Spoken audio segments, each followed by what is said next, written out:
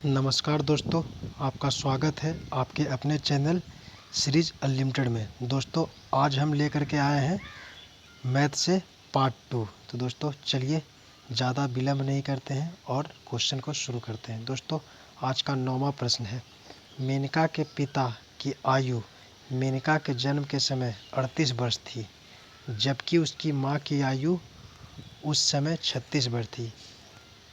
जब उसकी 4 वर्ष छोटी बहन जन्म हुआ था तो उसके पिता और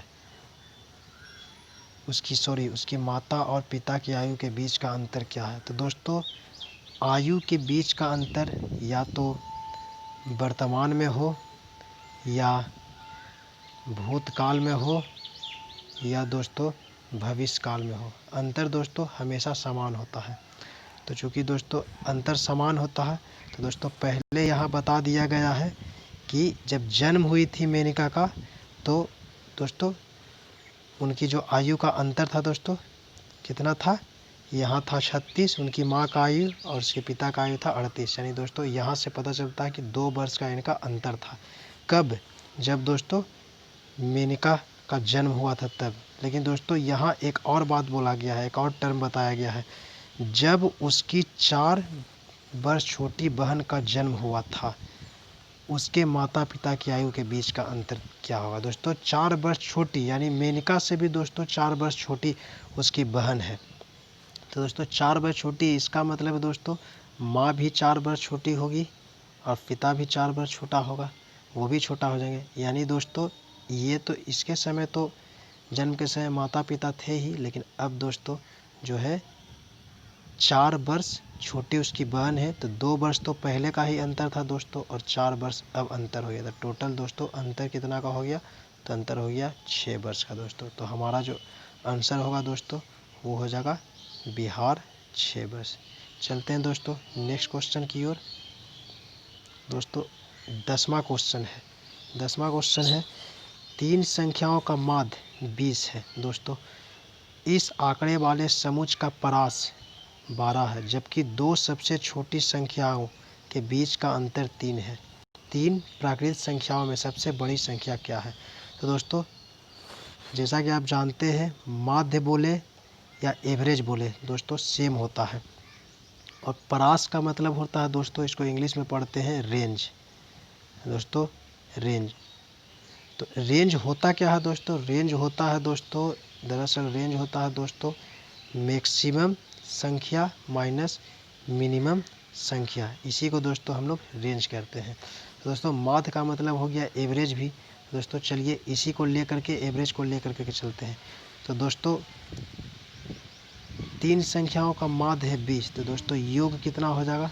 तो दोस्तों यहाँ योग हो जाएगा 3 संख्याओं का, यहाँ लिखते हैं 3 गुना 20 60 हो जाएगा दोस्तों योग। तो अब हम जानते हैं कि योग 60 है और हमसे दोस्तों पूछा है सबसे बड़ी संख्या। तो दोस्तों हमें पता नहीं है सबसे बड़ी संख्या क्या है। तो दोस्तों एक बार और लिखते ही दोस्तों ये योग हो गया हमारा 7, जो हम यहाँ साइड में यहाँ पे 60 लिख देते हैं। चलिए दोस्तों देखते हैं आगे। योग तो हमारा 60 था दोस्तों। अब दोस्तों मानते हैं सबसे बड़ी संख्या जो होगी दोस्तों x होगी। उसके बाद दोस्तों उससे छोटी संख्या होगी दोस्तों, वो माध्य दिया हुआ है 20, और उससे छोटी जो होगी एक संख्या वो होगी x से हम मान लेते हैं। अब देखिए क्वेश्चन के अनुसार दोस्तों अकॉर्डिंग तो क्वेश्चन कहता है कि क्वेश्चन कह रहा है कि जब 2 सबसे छोटी संख्याओं के बीच का अंतर 3 है। तो दोस्तों यहाँ हम फिर से लेते हैं 2 सबसे छोटी संख्याओं के बीच का अंतर 3 है। दोस्तों मानते हैं कि एक संख्या होगा सबसे छोटी संख्या, एक संख्या होगा x सबसे छोटी। अब इससे बड़ी वाली संख्या दोस्तों होगा x + 3, क्योंकि दोस्तों 2 सबसे छोटी संख्या, पहली छोटी संख्या ये हुआ, दूसरी छोटी ये हुआ। अब दोस्तों तीसरी संख्या हमारी जो होगी वो दोस्तों क्या होगी, ये बोल रहा परास 12 है। परास मतलब अभी बताया था दोस्तों मैंने रेंज, और रेंज दोस्तों क्या करते हैं मैक्सिमम माइनस मिनिमम। तो मैक्सिमम माइनस मिनिमम, यहाँ दोस्तों मिनिमम है और यहाँ मैक्सिमम 12 का अंतर होगा, तो कितना होगा दोस्तों x प्लस 12, यहाँ हम लिख लेते हैं दोस्तों x प्लस 12। और दोस्तों ये तीनों का योग जो है हमारा दिया हुआ है कितना दोस्तों 60, जो यहाँ पे आपको दिया हुआ मात्र 60 है। तब दोस्तों जोड़ लेते हैं x 2x 1x 2x और 1x 3x प्लस 3 और 12 15 बराबर दोस्तों यहाँ कितना है 60। अब दोस्तों इसको घटा देते हैं, 15 में से इधर 60 में से इधर 15 चला जाएगा, तो दोस्तों यहाँ पे हो जाएगा, ऊपर कर लेते हैं दोस्तों 3x बराबर हो जाएगा 45 और x बराबर काट देंगे दोस्तों, तो x बराबर हो जाएगा 15 तिया 45। तो दोस्तों हमारा एक जो है 15 निकला दोस्तों। तो अब बैठा देते हैं मान। पूछा है सबसे बड़ी संख्या क्या है, तो दोस्तों सबसे बड़ी संख्या हमारा ये है x प्लस 12। तो दोस्तों आगे चलते हैं, तो x प्लस 12 था दोस्तों, और हमारा x कितना निकला था दोस्तों 15। तो करते हैं 15 और 12 दोस्तों हो जाएगा 30।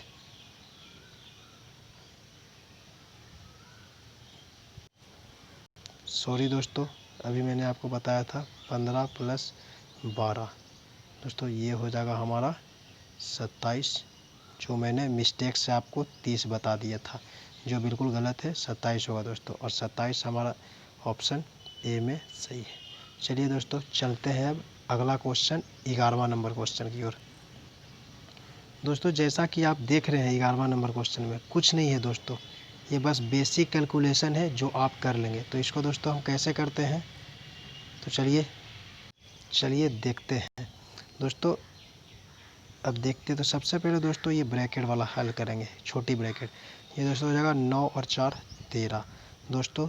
अब हल करेंगे भागा विधि, तो 13 से दोस्तों काटेंगे तो 13 चौका 52 हो जाएगा दोस्तों। चूँकि गुना है, गुना कर सकते हैं, लेकिन दोस्तों जब तक भाग रहेगा तो पहले भाग का काम होगा दोस्तों। तो यहाँ पे 13 चौका 52 गुना है, गुना देंगे 8 चौका 32 दोस्तों, 4 यहाँ आ जाएगा और प्लस दोस्तों यहाँ 3 है। अब देखिए दोस्तों गुना है और प्लस है, तो पहले दोस्तों गुना होगा, तो 4 चौका 16 हो जाएगा और दोस्तों यहाँ 3 होगा, जो है 16 और 3 हो जाएगा दोस्तों 19, जो हमारा ऑप्शन ए में है दोस्तों। तो दोस्तों इसका ए सही जवाब है दोस्तों। चलते हैं अब अगला क्वेश्चन 12वां नंबर क्वेश्चन की ओर। दोस्तों 12वां नंबर क्वेश्चन देखिए, ये भी सिंपल है। एक मिश्र धातु जर्मन सिल्वर में तांबे और जस्ते का अनुपात 21:16 है 16 था, जबकि निकेल और जस्ते का अनुपात 7:24 था। मिश्र धातु में तांबा जस्ता निकेल का अनुपात क्या होगा।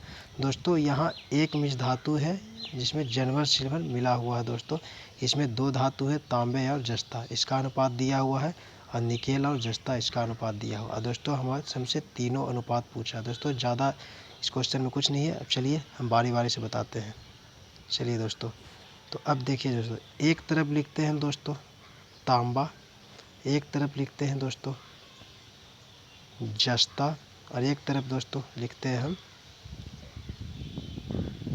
निकेल। इस तरह से दोस्तों हम लिख रहे हैं दोस्तों। चलिए बनाते हैं। तो दोस्तों तांबा और जस्ते का रेशियो दिया हुआ है 21:16, और दोस्तों यहाँ दिया हुआ है निकेल और जस्ते का, तो निकेल दोस्तों यहाँ है, तो यहाँ लिख लेते हैं निकेल का 7 और जस्ते का 24। दोस्तों आपको अगर नहीं पता तो शॉर्टकट मालूम होना चाहिए, इसका इससे गुना, इसका इससे गुना, और दोस्तों इसका इससे गुना, डायरेक्ट अनुपात निकलेगा। इसका इससे गुना कीजिएगा तो टी निकलेगा, इसका इससे गुना कीजिएगा तो जेड निकलेगा, और इसका इससे गुना कीजिएगा तो एन निकलेगा। दोस्तों चलिए यहाँ पे निकालते हैं। अब 21 गुना 24 टी निकल गया दोस्तों, यहाँ कर लेते हैं डायरेक्ट 21 गुना 24 टी निकल गया दोस्तों। अनुपात जेड निकाल लेते हैं यहाँ 16 गुना 24, 16 गुना 24 यहाँ निकाल लेते हैं। अनुपात अगला दोस्तों n निकाल लेते हैं। 7 गुना 16 या 16 गुना 7, 16 गुना 7। दोस्तों अब काट लेते हैं दोस्तों, तो यहाँ से काट लेते हैं। आप देख सकते हैं कि जब हम यहाँ से काटेंगे तो दोस्तों यहाँ से देखिए काट लेते हैं। यहाँ से काटेंगे तो आपका हो जाएगा 8 से काटेंगे, 8 दूना 16, 8 दूना 16 और 8 तिया 24। दोस्तों अब देखिए, अब हम करते हैं आपका यहाँ 3 से करेंगे दोस्तों, तो 21 गुना 3 63 होगा, 24 गुना 2 48 होगा, और दोस्तों 7 गुना 2 14 होगा। तो दोस्तों हमारा रेशियो जो होगा फाइनल 63:48:14। दोस्तों जो हमारा ऑप्शन बी में है 63:48:14। दोस्तों चलिए अगला क्वेश्चन चलते हैं 13वां नंबर क्वेश्चन की ओर। 13वां नंबर क्वेश्चन है दोस्तों, एक समूह में 8 सबसे छोटी संख्या का माध्य 17, जबकि एक साथ लेने पर समूह की सभी संख्याओं का माध्य 20 है। यदि सबसे छोटी 8 संख्याओं छोड़ने के बाद बची संख्याओं का माध्य 22 है, तो समूह में कुल कितनी संख्याएं हैं। दोस्तों इसको बनाते हैं, ये थोड़ा लेंदी जैसा है लेकिन उतना भी लेंदी नहीं है, फिर भी इसको चलिए हम बनाते हैं। दोस्तों माना कुल संख्याएं जो दोस्तों है x, टोटल नंबर दोस्तों x मान लेते हैं। अब दोस्तों जब x मानेंगे तो बोल रहा सभी संख्याओं का माध्य 20 है, तो 20 गुना x करेंगे दोस्तों, टोटल हो गया। टोटल में से माइनस कर देते दोस्तों 8 छोटी संख्याओं का माध्य 17, तो दोस्तों गुना कर लेते हैं। 8 सत्ते 56, 5 बचेगा, 8 5 13। दोस्तों जब ये घटा देंगे हम 136, तो बचा हुआ क्या रहेगा दोस्तों, बची हुई रहेगी x माइनस 8 संख्या, जो संख्या बची हुई है, ये बची हुई संख्या का माध्य 22 है, गुना 22। तो दोस्तों चलिए अब इसको गुना करते हैं, या फिर काटना है तो काट भी देते हैं। तो सबसे पहले तो गुना ही कर लेते हैं। यहाँ से हो जाएगा 22x, और यहाँ से हो जाएगा दोस्तों माइनस 8 दूना 16, यहाँ और 8 दूना 16 और 1 17, और दोस्तों इधर बराबर कर देंगे तो यहाँ हो जाएगा 136, और यहाँ हो जाएगा 20x माइनस में। दोस्तों देखिए यहाँ 22x से यहाँ 20x घट जाएगा दोस्तों, तो क्या हो जाएगा, घट जाएगा तो यहाँ पे हो जाएगा 22 में से 20 गया 2x, बराबर 136 में से दोस्तों जब 176 को इधर लेके आएंगे तो दोस्तों ये प्लस में आ जाएगा। 176 में 136 घटा देंगे तो दोस्तों 6 से 6 गया 0, 7 से 3 गया 4, और दोस्तों 1 से 1 गया 0, तो 2 से काटेंगे दोस्तों तो 20। अब x का मान यहाँ दोस्तों क्या आया, x का मान यहाँ आया 20, तो दोस्तों यही हमारा आंसर होगा। x का मान जो 20 आया, आंसर C 20। चलते हैं दोस्तों नेक्स्ट क्वेश्चन की ओर। अब 14 नंबर क्वेश्चन की ओर चलते हैं।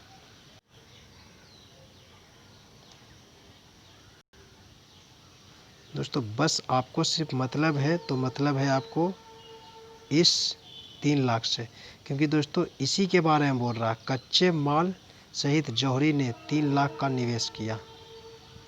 अब दोस्तों 3 लाख निवेश कर रहा, तो इसी का दोस्तों हम डायरेक्ट 20% निकालेंगे, तो 20% निकाल देंगे यहाँ से। तो देख लीजिए 20 25 100, और 5 से गए तो 5 6 30 पे 4 0। तो आप देख सकते हैं ये आंसर है 60,000। चलते हैं दोस्तों नेक्स्ट क्वेश्चन की ओर, जो है हमारा 16वां नंबर क्वेश्चन। दोस्तों इस प्रकार का क्वेश्चन अक्सर एग्जाम में आता है और बहुत ही इजी क्वेश्चन है दोस्तों। रैंकिंग बोलते हैं इसको, या इसको दोस्तों दूसरे शब्द में बोल सकते हैं कि एक ही अक्षर जो है बार बार आता है। तो दोस्तों इसमें देखिए रैंकिंग के बदले दोस्तों हमको 9 लिखना होता है बट्टे में, तो 6 बट्टे में पॉइंट के बाद 1 पे रैंकिंग है तो एक बार 9 लिखेंगे। अब इसको काट देंगे तो 3 दूना 6, 3 3 9, तो 2/3 हमारा ऑप्शन डी आंसर होगा। चलते दोस्तों नेक्स्ट क्वेश्चन की ओर, जो है हमारा 17 नंबर क्वेश्चन। ये भी बहुत आसान क्वेश्चन है दोस्तों, सिर्फ इसका एलसीएम निकालना है। तो एलसीएम निकालने आप जानते हैं, तो एलसीएम निकालने के लिए कोई भी डिजिट हम कॉमन ले लेंगे और उसका निकाल लेंगे। तो पहला हम करते हैं दोस्तों, यहाँ से हम देखते हैं कौन सा डिजिट है दोनों कट जा रहा है। तो दोस्तों हम देख रहे हैं 6 से दोनों कट जा रहा है, तो 6 से पहले काटते हैं दोस्तों। 6 से काटेंगे, 6 दहिया 60, सॉरी 6 दहिया 60 और 6 नामा 54। अभी भी दोस्तों ये जो है 2 से कट जाएगा, फिर 2 से काटेंगे, 2 बचे 10, सॉरी दोस्तों ये गलत हो गया, ऐसे नहीं होगा, मिस्टेक हो गया, फिर से चलते हैं। अब देखिए दोस्तों, आप 60 और 54 का एलसीएम निकालना है। तो यहाँ लिख लेते हैं 60 और 54। अब दोस्तों यहाँ निकालते हैं दोस्तों, इसको 6 से काटेंगे तो 6 दहिया 60 होगा और 6 नामा 54 होगा। अब तो दोस्तों ये कटेगा नहीं, तो हमारा जो एलसीएम हो जाएगा दोस्तों, जब कोई भी संख्या आपस में नहीं कटता तो सबका गुना हो जाता है। तो दोस्तों 6 गुना 10 गुना 9 जहाँ होगा वही हमारा आंसर होगा। तो दोस्तों देखिए, बिहार में 6 गुना 9 गुना 10 दिया हुआ, तो हमारा बिहार इसका आंसर होगा। चलते हैं नेक्स्ट क्वेश्चन की ओर। दोस्तों 18 नंबर जो क्वेश्चन है दोस्तों, ये अभी लंबा क्वेश्चन है, जिसको दोस्तों मैं अभी आपको नहीं बताऊंगा, क्योंकि दोस्तों इस क्वेश्चन को आप बनाओगे तो इसका तरीका लंबा होता है, आप फंस जाओगे। इसलिए दोस्तों इस क्वेश्चन को मैं आपको अभी नहीं बताऊंगा, इसको मैं बाद में आपको बताऊंगा 18 नंबर क्वेश्चन को, जब इसका तरीका आप जान जाओगे। दोस्तों अभी बनाते हैं हम इसके अगला क्वेश्चन, जो 19 नंबर क्वेश्चन है। दोस्तों ये बहुत ही आसान क्वेश्चन है। निम्नलिखित में से कौन सी संख्या 12 से विभाजित है। दोस्तों किसी भी संख्या को विभाजित होने के लिए डायरेक्ट भाग देते हैं, लेकिन दोस्तों यहाँ पे हम ऐसा नहीं करेंगे। यहाँ पे 12 का फैक्टर निकालेंगे दोस्तों, 4 गुना 3। अब दोस्तों बारी बारी से काट के देखेंगे। तो सबसे पहले दोस्तों 3 का हमको नियम पता है कि वैसी संख्या 3 से कटती है जिसका योगफल जो है 3 से कटे। तो दोस्तों देख लेते हैं कौन सा संख्या 3 से कटता है। तो देखते हैं 93,508। दोस्तों ये 3 से नहीं कटेगा, 3 से 9 कट जाएगा, 3 कट जाएगा, 2 बचेगा यहाँ पे, और यहाँ 8 2 10, ये नहीं कटेगा दोस्तों, ये भी नहीं कटेगा। 6 कट गया, 3 कट गया, 1 बचा, 5 1 6 कट गया, ये भी नहीं कटेगा दोस्तों। 6 कट गया, 3 कट गया, 2 बच गया, ये भी नहीं कटेगा दोस्तों, ये हमारा आंसर होगा। अब देख लीजिए, चेक कर लेते हैं। 8 दोस्तों 6 कट जाएगा, 2 बचेगा, 3 कट जाएगा, 2 बचेगा, 5 2 7 में से 1 बच जाएगा, 6 8 और 1 9 दोस्तों, ये कट जाएगा। तो हमारा 19 नंबर में ए ऑप्शन सही होगा। चलते हैं दोस्तों नेक्स्ट क्वेश्चन की ओर, जो 20वां क्वेश्चन है। ये दोस्तों बहुत ही आसान क्वेश्चन है। ऐसा क्वेश्चन आपको बार बार देखने को एग्जाम में एक न एक क्वेश्चन तो मिल ही जाता है। दोस्तों देखते हैं क्या बोलता है क्वेश्चन। कंपनी X और Y द्वारा 5 वर्षों में चीनी उत्पादन की मात्रा दी गई। उत्पादन की मात्रा लाख टन में है दोस्तों, लाख टन में है। तो बोलता है वर्ष 2000 और 2004 में XY का कुल अनुपात का अंतर कितना है। दोस्तों वर्ष 2000 और 2004, बस इसी से हमको मतलब है। तो बस इसी से मतलब है, तो इसी से हमको सिर्फ मतलब कीजिए। तो देखिए चलिए, तो वर्ष 2000 में दोस्तों कितना हो रहा है, 40 दूना 80, और दोस्तों वर्ष 2004 में 60 दूना 120। दोनों में दोस्तों अंतर पूछा है, तो अंतर कितना हुआ दोस्तों, बड़ा में से छोटा घटाएंगे तो 120 में से 80 घटाएंगे तो 40। दोस्तों चूँकि ये पूछा है लाख टन में, तो दोस्तों हमारा इसका आंसर हो जाएगा 40 लाख टन, लगा दीजिएगा। तो ये हो जाएगा सी, 40 लाख टन। दोस्तों अगर हमारी वीडियो आपको अच्छी लगी हो तो वीडियो को लाइक करें, चैनल को सब्सक्राइब करें और वीडियो को ज़्यादा से ज़्यादा शेयर करें, ताकि इसका लाभ और भी अभ्यर्थियों को मिल जाए। दोस्तों थैंक यू, मिलते हैं नेक्स्ट वीडियो में। धन्यवाद दोस्तों।